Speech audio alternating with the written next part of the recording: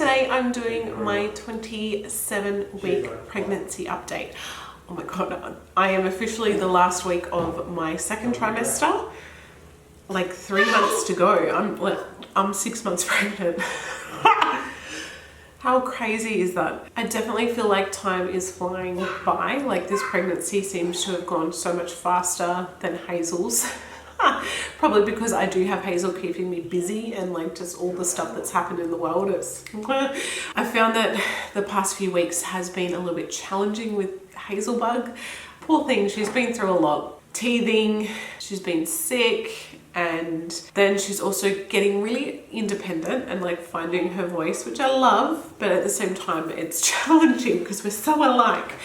So it feels like everything has been like a fight with her or an argument, like trying to get her dressed, trying to get her to brush her teeth, trying to brush her hair, like everything's this big thing. So we're trying to work out different strategies. And yeah, it's just a bit challenging, that's all, because sometimes she just gets so overwhelmed and so upset and doesn't want you to look at her, doesn't want you to talk to her because it makes it worse, but then you know deep down that she really is actually craving your attention. So all I found I can really do is just sit with her until she's ready to come to me and ready to like cuddle and, you know. So yeah, it's been pretty so I myself has also been sick. So has Lee. Lee's worked from home this whole week. I did just go to the doctor's yesterday and get some antibiotics because this is still kind of lingering from like literally 2 months ago. The cough's still there and just like runny nose and all that jazz. So, which is great. I was meant to have my hospital interview with maternity, like at the maternity ward of the hospital. I'm not sure if that was like the hospital tour as well. I can't remember, but obviously had to reschedule because I've been sick. I've been feeling baby moving a lot, not just little kicks, but also like you almost like you feel them like rolling. It's like, oh, there's a bum. So definitely been feeling a lot of like big movements, which has been really cool. I've also noticed that my gums have started bleeding again quite badly. So that's just been like another thing on top, but that's all right. It's not the end of the world. What else? I've been having trouble sleeping, like some nights just not sleeping at all, just really struggling with sleeping. And as well, like with Hazel, she's been not really sleeping that well either, or like 10 p.m. at night she's still wide awake, and we've just been struggling to get her down for bed. So yeah, that's great. What else is going on in our lives? I did also get our bill from the hospital. So this was a little bit confronting or a little bit strange because in Kalgoorlie, where I had Hazel, I was a private patient, but all the fees and everything were waived because I was trying to encourage more women to give birth in Kalgoorlie. So, you know, I didn't really have anything of that to deal with it. And we thought, you know, this time, yeah, we'll go private again. We've paid for the health insurance. And we obviously knew that there will be some out-of-pocket expenses, but I never really inquired as to how much. So I did get an email from the hospital saying that this is your bill and you need to pay by the end of August. And it came to like $11,000. And I was like, what the mainly like, we're not paying for that. We're not paying that. So I do want to just have like a little disclaimer kind of thing here, I guess. I know that healthcare and everything is very different all over the world. We're very lucky here in Australia that pretty much anything you can get for free, kind of. Obviously elective surgeries and stuff you need to pay for. If you've got health insurance, you can use it, or you've got the option not to use it. So I don't have to be a private patient on hospital. I could go in through the public system and literally not pay a cent. And there's absolutely nothing wrong with that. The cons, I guess, is you have a risk of sharing a room with other women and their newborns. Not the end of the world. You've probably got the same risk if you're a private patient as well, and if the hospital is really busy. But you kind of get the gist that if you go in privately, you get those few little extra niceties, which when you're giving birth could actually probably mean a lot.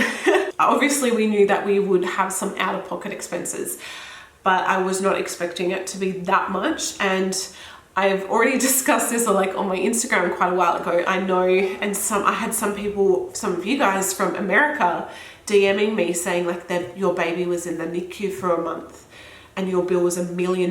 And it blows my mind. I cannot comprehend that. So I'm not bitching about our system. I'm very, very grateful. So we were kind of like, okay, so what do we do? Do I have to find another doctor and try and go in and like transfer my care to midwives to be a public patient? Or like, what's the go? Because I've never really, you know, dealt with that before. It was a little bit confusing.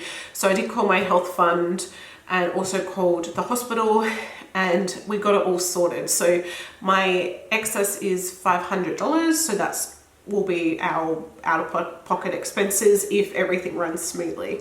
Obviously that doesn't include a anaesthetist, so I guess if I want a epidural, if you have to have a C-section, that's not included, that's an additional cost. Or if baby needs to be admitted, that's an additional cost as well. So if everything runs, you know, a-okay, which who knows if it will, we're looking at $500. So when I called the hospital, they said, okay, so that bill that you received is how much it would cost if you did not have health insurance. That's how much you would have to pay if you didn't have health insurance. We're going to keep making sure that you're making your monthly premiums, your monthly payments, and then we send you a new bill just for your excess of $500. So I was like, oh my God, like it was a big relief. I was just like, whew, okay, thank God. Because yeah, that was a bit of a shock, and I was like, wow, okay. Lastly, I have been finding, I guess, some new hobbies in a way recently. I know this isn't pregnancy related, but you know, it's life related. So I will, if you guys want a video on this, I don't know. I feel like I wanted to move things in my channel a little bit differently, or just in my life, I wanted to move in a different direction. I don't know. So my whole life, I've always been drawn to like the mystical kind of side of things, like, you know, been really interested in like crystals and things like that, but never really bought any. Been really interested in Reiki, but never had it done. Really interested in tarots, and had my tarot cards read once, and it was amazing. And I remember when I had my tarot cards read, I actually pulled like the seeing eye card, and the guy doing my reading was like, he saw it and he's like,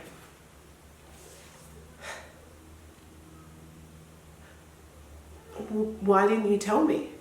And I was like, what do you mean?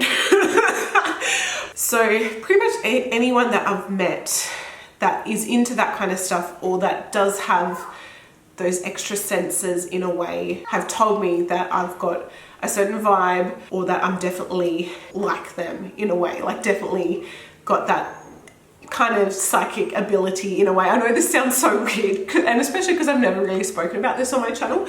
So I had a massage the other week, and the lady does Reiki as well, and she did a Reiki reading on me after the massage. Like, it was beautiful. And as soon as I walked in, she's like, oh my God, you got such a cool vibe. And I was like, oh, thanks. And we're just talking about, you know, that kind of stuff. It's like, I've always been drawn to it. And she's like, this is your calling. Like, this is the sign that you need to do that. This, you're like, we're meant to meet. And I was like, oh my God. So anyway, God, longest story in the world. I'm going down the path of starting to learn tarot cards, mainly just for myself, or I don't know. I'm still very, very early on, very early on.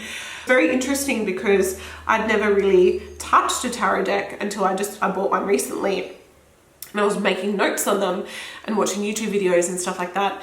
And I found that, like, I was writing descriptions of each of the cards and their meanings. And some of the cards, even before like the lady doing the talk through on YouTube would describe them, I felt like I already knew what they meant. And I was just like, this. So yeah, it's been pretty exciting.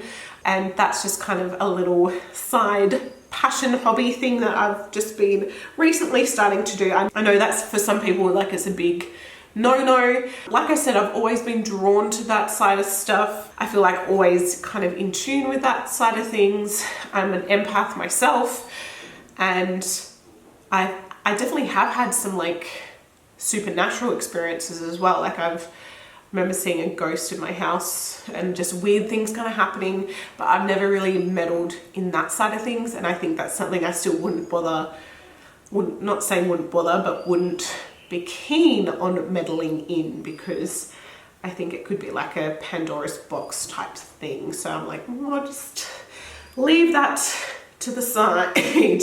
So yeah, that's what's happened recently. I'll show you Bump, and yeah. So this is baby. 3 months to go. It's crazy. So thank you rainbows for watching. I hope you enjoyed the video, and I'll see you guys all in my next one. Bye.